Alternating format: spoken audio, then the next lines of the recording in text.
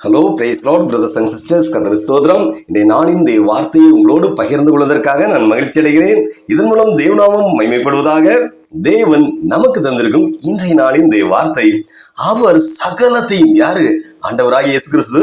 அவர் சகலத்தையும் அதின் காலத்தில் நேர்த்தியாக செய்கிறார். ஹல்லேலூயா. பிரசங்கி புஸ்தகம் 3:11. அன்பு தேவ பிள்ளைகளே, சீன தேசத்தில் உள்ள ஒரு வகையான மூங்கில் மரம் வித்தியாசமானது. அது விதைக்கப்பட்டு அதிக காலம்னா அது முளைப்பதற்கான எந்த அறிகுறியும் வெளியவே தெரியவே தெரியாது. அதிக காலம் பிடிக்கும். ஹல்லேலூயா. அதிக காலம் என்றால் 1 வாரம் 2 வாரம் அல்ல, 5 வாரங்கள் அல்ல. ஹல்லேலூயா. 5 வருடம், 5 வருடங்கள் அது நிலத்திற்கு வெளியே முளைத்து வருவதே இல்லையாம். அவற்றை பராமரிப்பதற்கு எத்தனை பொறுமை வேண்டும் யோசிச்சு பாருங்க. தண்ணி விட்டா ஒரு 4 நாள்ல செடின்னா தண்ணி விட்டா 4-5 நாள்ல வெளியில அந்த மொட்டுகள் வெளியே வரணும், அந்த செடி துளிர்க்கணும். இது எதுவுமே தெரியாது. 5 வருஷம் தண்ணீர் விடணுமா? அப்ப எவ்வளவு பொறுமை வேணும் யோசிச்சு பாருங்க. ஹல்லேலூயா.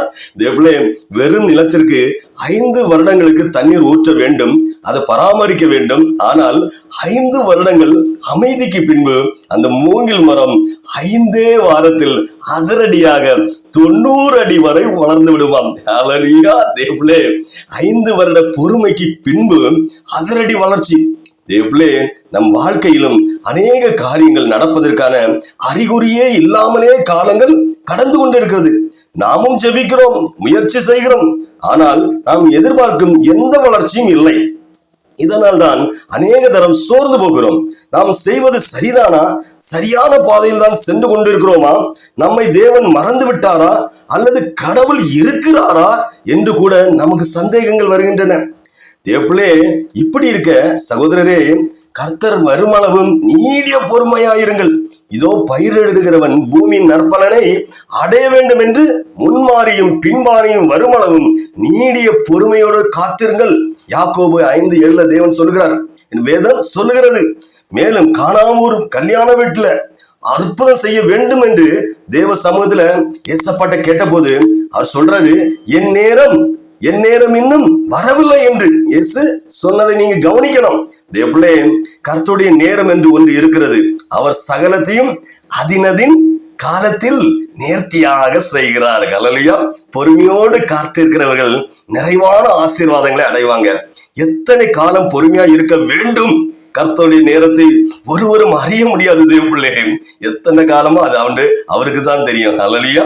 அதனால நம்ம அவ்வளவு நாட்கள் காத்திருதான் இருக்கணும். ஆனால் அவர் சரியான நேரத்தில், உங்களுக்கு ஏற்ற நேரத்தில், ஹல்லேலூயா, சரியானவற்றை செய்வார் என்கிற நிச்சயம் மட்டும் எனக்கு உண்டு. தேவன் கண்டிப்பா செய்வார்.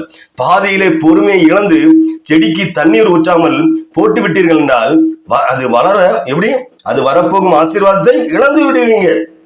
அந்த செடி நிமித்தம் என்ன ஆசீர்வாதம்? கனிகள் உண்டு, கிழங்குகள் உண்டு, ஏதாச்சும் இருக்கா? ஒண்ணும் கிடையாது. ஏன்னா பாதியில நீங்க தண்ணியை விட்டு மறந்துட்டீங்களே. தேவ ஜனங்களே, இன்னைக்கு அநேக ஜனங்கள் என்னன்னா, 2 நிமிடத்தில் நூடுல்ஸ் கிடைக்குமா, சாப்பாடு கிடைக்குமா? 2 நிமிடத்தில் நூடுல்ஸ் என்பது போல நமக்கு எல்லாமே உடனே நடந்து விட வேண்டும் என்று நினைக்கிறோம். அப்படி நடக்கவில்லை என்றால் பதற்றமும் நம்பிக்கையும், நம்பிக்கை இழப்பும் அவநம்பிக்கையும் ஏற்படுகிறது. அநேகர் காத்திருக்க முடியாமல் பதற்றமுட்டு தங்கள் முயற்சிகளை கைவிட்டு விட்டார்கள். பதற்றத்தினால இனி நடக்குமோ நடக்காது, ஐயோ இதெல்லாம் என்ன செய்யறது, அப்படி உள்ள பதற்றத்தினால பாதியில நின்றாங்க. தேவப்பிள்ளை, பொறுமையா இருப்பதற்கு உங்களுக்கு தேவை கர்த்தர் மேல் உள்ள நம்பிக்கை. வேதத்தில் கர்த்தர் மேல் நம்பிக்கை வைத்து பொறுமையாய் காத்திருந்த தேவ மனிதர்கள் கர்த்தருடைய கரத்திலிருந்து நன்மைகளை பெற்றுக் கொண்டார்கள்.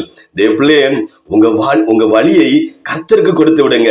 அவரே நம்பிருங்க, காத்திருங்க, பொறுத்திருங்க, கர்த்தரே நம்பிருங்க. தேவப்பிள்ளை, காரியத்தை வாய்க்க செய்வார். 100 கர்த்தர் அவருடைய நேரத்தில் சகலத்தையும் உங்கள் வாழ்வில் செய்து முடிப்பாராக. கண்டிப்பா 100 செய்து முடிப்பார் தேவப்பிள்ளைகளே. ஹல்லேலூயா. இனி நம் காரியத்தை சரி செய்து முடிக்கும் தேவனிடத்தில் ஜெபிப்போமா? ஜெபம்.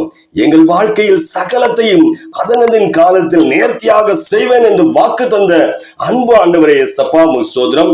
ஆண்டவரே, இந்த நேரம் எசப்பா என் வாழ்க்கையில் உள்ள ஆசீர்வாத குறைவுகளை மாற்றும் ஆண்டவரே.